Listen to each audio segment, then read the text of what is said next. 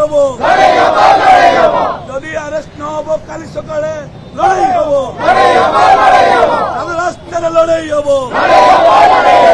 রাস্তায় লড়াই হব রাস্তায় লড়াই হব ন্যায় দিও না ফাঁসি দিও ন্যায় দিও না ফাঁসি দিও দণ্ডକୁ ଧରିବା ପାଇଁ ଆମ ଦାବି ଅପରାଧକୁ ଧରିବା ପାଇଁ ଆମ ଦାବି ଅନୁର ପ୍ରଧାନ ହାୟ ହାୟ।